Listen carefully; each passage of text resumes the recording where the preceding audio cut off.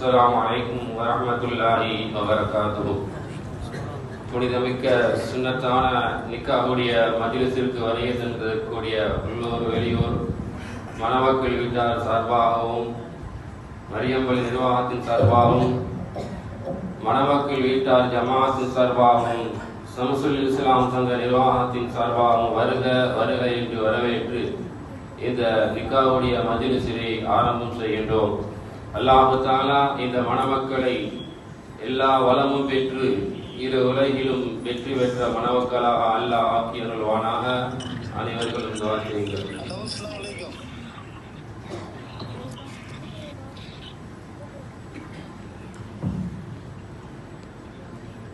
என்னுடைய மகள் சுஹைலா என்ற பெண்ணை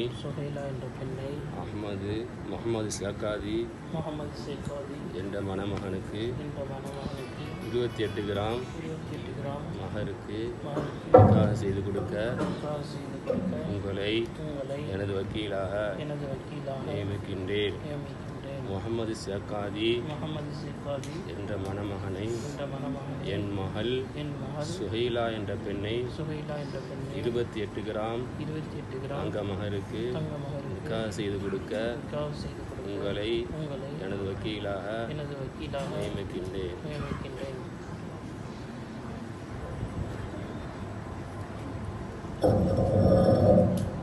الحمد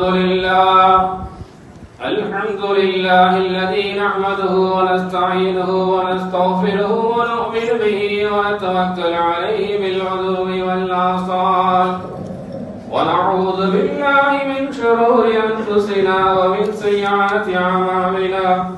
من يهده الله فلا مضل له ومن يضلله فلا هادي له. ونشهد أن لا إله إلا الله وحده لا شريك له. ونشهد أن سيدنا ونبينا مولانا محمدا عبده ورسوله أرسله بالهدى ودين الحق ليظهره على الدين كله ولو كره المشركون.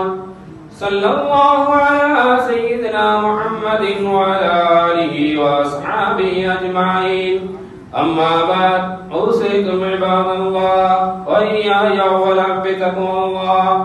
وقال الله تعالى في القرآن العظيم: بسم الله الرحمن الرحيم.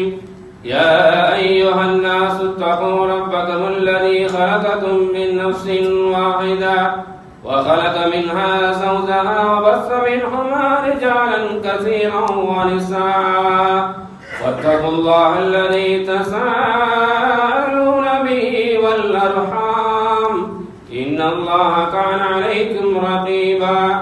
وقال أيضا: يا أيها الذين آمنوا اتقوا الله حق تقاته ولا تموتن إلا وأنتم مسلمون. وقد قال نبينا صلى الله عليه وسلم: تناكحوا وتوالدوا وتكاثروا فإني أباهي بكم الأمم يوم القيامة ولو بالسكت. وقال أيضا صلى الله عليه وسلم: النكاح من سنتي فمن رغب عن سنتي فليس مني. وأقول قولي هذا وأستغفر الله العليم لي ولكم وأستعفي عني وعنكم وعن جميع المسلمين والمؤمنين أجمعين واستغفروه إنه هو الغفور الرحيم.